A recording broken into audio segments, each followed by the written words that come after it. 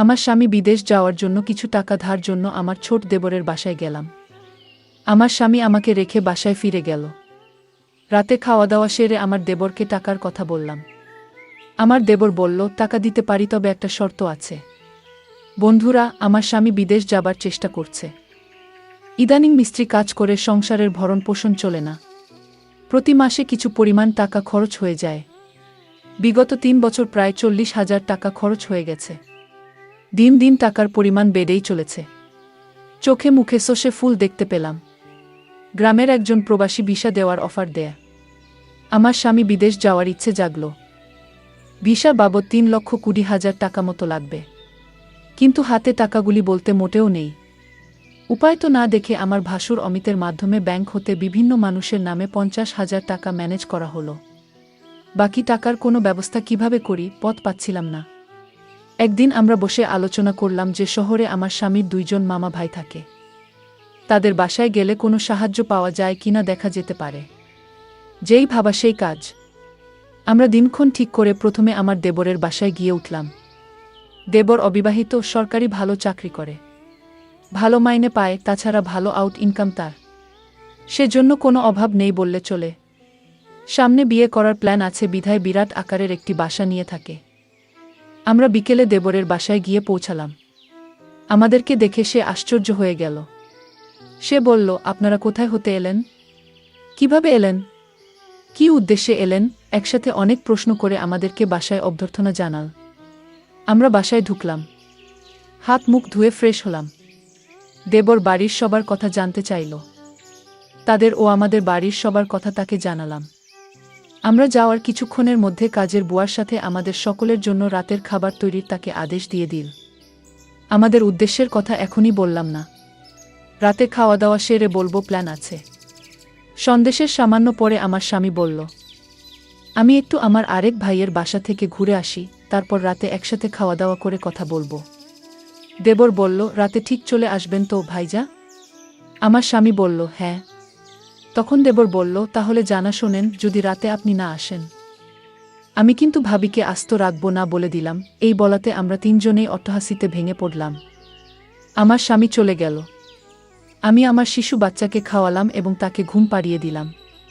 আমরা দেবর ভাবি সোফায় বসে টিভি দেখছিলাম আর রাজ্যের নানা কথাতেই মশগুল হয়ে গেলাম। কথার ফাঁকে আমাদের উদ্দেশ্যের কথা বললাম। তোমার ভাই বিদেশ যেতে চায়, কিন্তু টাকার খুব অভাব। মোটামুটি টাকা জোগাড় করেছি, আরও 1 লাখ টাকা দরকার। তুমি দিতে পারবে ভাই? আমি কথাটা উপস্থাপন করলাম। দেবর বলল, এত টাকা আমি একসাথে এখনো দেখিনি বলে দুষ্টুমির ছলে সোফায় কাত হয়ে পড়ে গেল। অভিনয় করার দরকার নাই বলে আমি তাকে টেনে তুললাম। এরপর আমরা রাতের খাবার খেয়ে নিলাম। আমার স্বামী সেদিন রাতে বাসায় আসলো না। তার জন্য অপেক্ষা করে রাতে আমরা শুয়ে রইলাম। নতুন জায়গায় তেমন ভালো ঘুম হলো না। সকালে স্বাভাবিকভাবে নাস্তা সেরে নিলাম। আমার স্বামী আসলো, তাকে নাস্তা দিলাম। আমরা চলে যাবার প্ল্যান করলাম। তার আগে আবার একবার দেবরকে টাকার কথা বললাম। দেবর বলল, টাকা জোগাড় করতে আমার সপ্তাহখানিক সময় লাগবে। কখন লাগবে তোমাদের টাকা? আমি বললাম, আগামী 10 দিনের মধ্যে হলে আমাদের চলবে। আমার স্বামীর দিকে লক্ষ্য করে বলল, তাহলে আগামী সোমবার তুমি আবার এসো। আমি কিছু টাকা দিতে পারবো, বাকি টাকা তুমি অন্য কোথাও সংগ্রহ করতে পারো কিনা দেখ। আমার স্বামী কি যেন চিন্তা করল, তারপর বলল, তাহলে আমি তোর ভাবিকে রেখে যাই। তুই যত তাড়াতাড়ি পারিস টাকা জোগাড় হলে তোর ভাবিকে পাঠিয়ে দিস, কেমন? আমি আপত্তি করলাম। আমার স্বামী আড়ালে নিয়ে আমাকে বলল, যদি আমরা কেউ সামনে না থাকি, তাহলে সে যদি টাকার কথা ভুলে যায়। আর তুমি এখানে থাকলে এমন কিছু ঘটবে না। তুমি এখানে থাকো, টাকা যে কোনো উপায় আমাদের পেতে হবে। আমি বাড়ি গিয়ে বাকি টাকা জোগাড় করতে হবে। আর তুমি বুঝিয়ে সুঝিয়ে বেশি টাকা নিতে পারবে কিনা দেখবে। আমি রয়ে গেলাম। আমার স্বামী চলে গেল। আমার স্বামীকে গাড়িতে তুলে দিয়ে 1 ঘন্টার মধ্যে দেবর ফিরে আসলেও দিনে কোনো প্রকার দুষ্টুমি করেনি। রাত হলো, সে রাতের কথা কিছুক্ষণ পর বলছি। রাত প্রায় 9টা বাজল। আমরা রাতের খাওয়া দাওয়া সেরে নিলাম। এবার ঘুমানোর পালা। আমি আমার শিশু সন্তানকে পাত্রে দুধ খাওয়ায় ঘুম পাড়িয়ে নিলাম। আমি বিছানায় গিয়ে শুনলাম দেবর টিভি অন করে সোফায় আরাম করে বসল। বসে আমায় ডাকলো, ভাবি সোফায় আসো। আমি কোনো জবাব না দিয়ে বিছানায় শুয়ে রইলাম। একবার আমাকে ডেকে সাড়া না পাওয়ায় সোফা হতে উঠে আসলো এবং আমাকে ছি ভাবি বলে ডাকতে লাগল। আমি সাড়া না দিয়ে পারলাম না।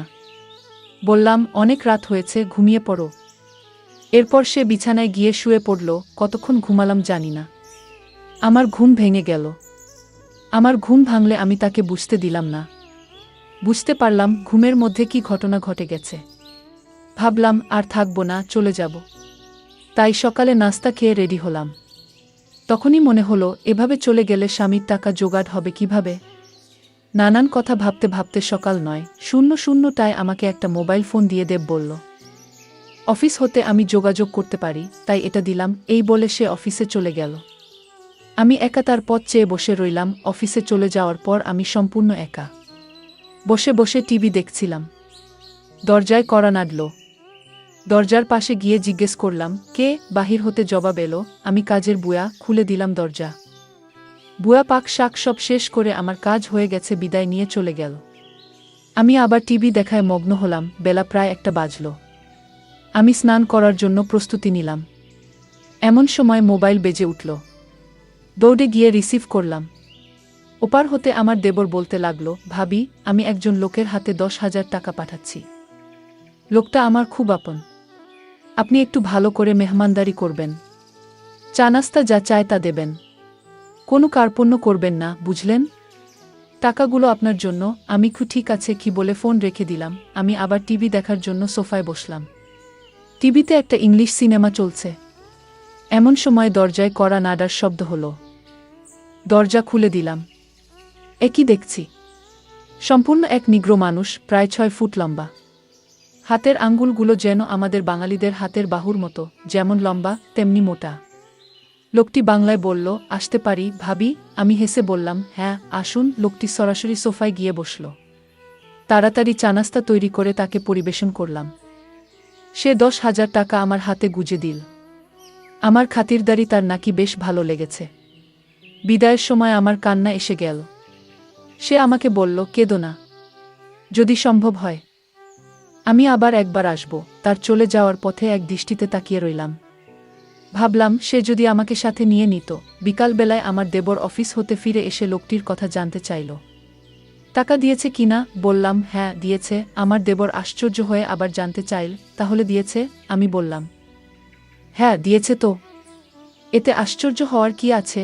আমার দেবর হেসে উঠে বলল, এমনি এমনি দেওয়ার কথা ছিল না। আমি কোনো কথা না বলে চুপ হয়ে রইলাম। আমার নীরবতা দেখে যা বোঝার বুঝে গেল। আমাকে বলল, ভাবি, দুনিয়াটা বড়ই কঠিন। কেউ কাউকে এমনি এমনি টাকা দিতে চায় না, সবাই বিনিময় চায়। সে আমাকে ধারে টাকা দিয়েছে। যথাসময়ে এগুলো ফেরত দিতে হবে। আমি তোমাদের টাকা প্রযোজনের কথা এবং তোমার উপস্থিতির কথা সব জানিয়েছিলাম। তুমি যদি দাদাকে কিছু না বলো, তাহলে ১ থেকে ২ লাখ টাকা জোগাড় করে দেয়া যাবে। শুধু দাদাকে বলবে সব টাকা আমি দিয়েছি। এতে টাকাও জোগাড় হয়ে যাচ্ছে। তখন ভাই বিদেশ যাওয়া নিশ্চিত হচ্ছে। আমি তার কথা নির্দেশ সব শুনছিলাম। উপদেশ শেষ করে আবার সম্মতি জানতে চাইলে আমি কোনো উত্তর না দিয়ে নীরব রইলাম। আমার চোখে ভেসে উঠতে লাগলো আজকের লোকটির কথা। কি নাম কে জানে? জিজ্ঞেস করা সম্ভব হয়নি। খ্রিস্টান না মুসলমান তাও জানা যায়নি। তবে হিন্দু নয় সে ব্যাপারে নিশ্চিত। আমার দেবর আমার সম্মতি আবার স্পষ্ট করে জানতে চাইলে বললাম, আমি কি বলবো? তুমি যা ভালো মনে করো তাই করতে পারো। আমার সম্মতির লক্ষণ দেখে বলল, রাতে একজন মেহমানকে দাওয়াত করেছি। কিছুক্ষণ পর কাজের বুয়া আসলো। সে বিকেলে চা নাস্তা তৈরি করার পাশাপাশি রাতের রান্নাবান্না শেষ করে চলে গেল। কে আসছে, কেমন হবে লোকটি? মনের ভেতরে একটা চঞ্চলতা কাজ করতে লাগলো। রাত ৯টা বাজলেই আমি দেবরকে বললাম, খেয়ে নেবে না? মেহমানের জন্য অপেক্ষা করবে? দেবর বলল, না, মেহমান কে আসবে? চলো আমরা খেয়ে নেই। আমরা খেয়ে নিলাম। আমরা বসে বসে টিভি দেখছি। প্রায় রাত ১০টা। দরজায় খটখট আওয়াজ শুনলাম। বুঝলাম মেহমান এসে গেছে। আমার দেবর দরজা খুলে দিল। মেহমান ঘরে ঢুকে জানতে চাইল, তোমার ভাবি কই? দেবর বলল, ভিতরে আছে। দুজনে একসাথে আমি যে ঘরে আছি সে ঘরে চলে গেল। দেবর তার সাথে আমাকে পরিচয় করিয়ে দিল। লোকটি দেবরকে উদ্দেশ্য করে বলল, তোমার ভাবিকে তো দেখতে দারুণ লাগছে। আমি ১ মিনিট টিভির দিকে তাকিয়ে আছি। সকালে ঘুম হতে উঠে ফ্রেশ হলাম। তারপর দুজনে চা নাস্তা খেলাম। আমার দেবর সকাল ৯টায় অফিসে রওনা হয়ে গেল। আজ কোনো মেহমান আসবে কিনা বলে গেল না, আমার কাছে গতকালের রেখে যাওয়া তার মোবাইলটা কিন্তু আছে। হয়তো যোগাযোগ করবে, না করলে আরও ভালো। আজ বিশ্রাম নেওয়া দরকার। দেবর চলে যাওয়ার পর আমি বিছানায় শুলাম।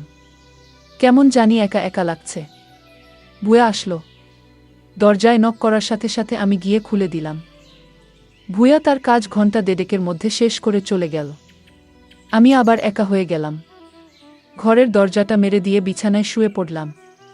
আজকের দিনের সব ঘটনা ভাবতে ভাবতে হঠাৎ মনে হলো দরজা খুলে কেউ যেন প্রবেশ করছে। ভাবলাম আমার দেবর হয়তো আজ তাড়াতাড়ি ফিরে এসেছে। বিছানা থেকে উঠলাম না। দেবরের সাথে দুষ্টুমি করার জন্য ঘুমের ভান ধরে শুয়ে রইলাম। দেবর ঘরে ঢুকে দরজা বন্ধ করে দিল। আস্তে আস্তে এক পা দুপা করে আমার ঘরে প্রবেশ করল। আমি আজ প্রতিজ্ঞা করলাম আমি চোখ খুলব না। দেবরটা আমার ঘরে ঢুকে কোনো কথা বলল না। অনেকক্ষণ দাঁড়িয়ে থেকে যাতে করে আমি জেগে না উঠি। আমার কাছাকাছি বসল। চোখ খুলে আমি হতভম্ব হয়ে গেলাম। এই সম্পূর্ণ এক অপরিচিত লোক। আগে কখনো তাকে দেখিনি। আমি জিজ্ঞেস করলাম, আপনি কে? বলল, আমাকে কেউ পাঠায়নি। আমি পাশের বাসায় থাকি এবং এই ঘরগুলোর মালিক। বাসা থেকে বের হওয়ার সময় দেখলাম তোমার দরজাটা লাগাওনি। আমি ঢুকলাম, ভাবলাম একটু গল্প করে যাই। সে বলল, আমি তোমাদের সমস্যার কথা শুনেছিলাম। কি সমস্যা বলতো? জবাবে বললাম, আমার স্বামী বিদেশ যাওয়ার জন্য টাকা ধার চাইতে এসেছিল। টাকা জোগাড় হয়েছে। সে বলল, তোমার কি সে আপন দেবর? বললাম, না, আমার স্বামীর গ্রাম্য বাল্যবন্ধু এবং দূরসম্পর্কের চাচাতো ভাই। লোকটি হেসে উঠল, তাই চিন্তা করো না, আমি তোমাকে সাহায্য করব। আমি এখানে একা থাকি, কেউ নেই। যতদিন থাকো আমি তোমাকে সাহায্য করব। আমি এখনই টাকা দিচ্ছি। এই বলে বাসায় গিয়ে টাকা নিয়ে ফিরে এলো। টাকা দিয়ে বলল, কাউকে বলবে না। মেঘ না চাইতে জল পেলাম। লোকটা বলল, দুপুরবেলায় আমাদের বাসায় এসো, তোমার সাথে গুরুত্বপূর্ণ কথা আছে। দুপুর হতে আরও 3 ঘন্টা বাকি। অপেক্ষা করতে করতে যখন 2টা বাজল, আমি আস্তে আস্তে এক পা দুপা করে বাড়ির মালিকের ঘরের দরজায় গেলাম। দরজায় চোখ রাখলাম, কিছু দেখলাম না। আস্তে করে টোকা দিলাম, কারো জবাব পেলাম না। দরজায় হাত দিতেই দরজা খুলে গেল। ভিতরে ঢুকে দেখলাম সে তার রুমে শুয়ে আছে। আমি তার পাশে গিয়ে দাঁড়ালাম। আমায় দেখে খুশিতে হেসে বলল, তুমি এসেছ। লোকটা বলল, তুমি দেখতে আমার বড় মেয়ের মতো। সে দেশের বাইরে থাকে। কয়েক বছর হলো সে বাসায় আসে না। নিজেকে একা একা লাগে। লোকটা বলল, তোমার এখানে আর থাকার দরকার নাই। তোমার যত টাকা লাগে সব আমি দিচ্ছি। দুনিয়াতে এখনো অনেক ভালো মানুষ আছে যারা কোনো বিনিময় চায় না। অনেক দিনের জমানো কথাগুলো তার সাথে শেয়ার করে প্রায় ঘন্টা 2-1 পর আমি আমার দেবরের ঘরে ফিরে এলাম। এভাবে আমার টাকা জোগাড় হয়ে গেলে দেবরকে বললাম, আমি চলে যেতে চাই। দেবর না বলল না। তারপরের দিন সকালে আমায় বাসে তুলে দিলে আমি বাড়ি চলে এলাম। কয়েকদিন পর আমার স্বামী বিদেশ চলে গেল। বন্ধুরা, আজকে বিদায় নিচ্ছি। গল্প ভালো লাগলে একটা লাইক দিয়ে বন্ধুদের সাথে শেয়ার করে দাও। আর এই চ্যানেলটি নতুন দর্শক হয়ে থাকলে চ্যানেলটি সাবস্ক্রাইব করে নিতে ভুলবে না, নতুন নতুন গল্প পেতে।